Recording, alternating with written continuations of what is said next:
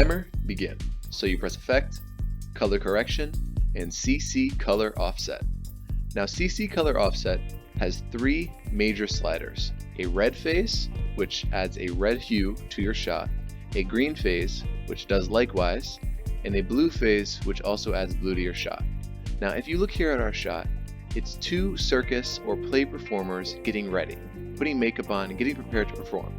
So what we know is that normally backstage you have bright lights and different colored lights. So I believe it'd look great to have these colors turned up just a little bit, so that as the viewer is looking at this shot, they're seeing this diversification of colors.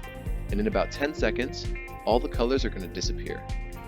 Now, this is a really great effect because it just adds a level of immersion and a feeling to show that not only is this shot two people doing makeup, but it's a shot where there's all these bright lights, and that's why the fourth slider comes into effect. There's Solarize, Warp, and Polarize. Solarize adds a general hue across the entire image, while Warp adds a warpage through any bright colors, and Polarize adds a level of clarity and induces an enhancement to every color that has its phase turned up. I personally like Solarize, and if you look here, there's just a level of change that occurs. So now, as a viewer, we are a part of the scene. And a lot of times in cinematography, this is one of the most important aspects.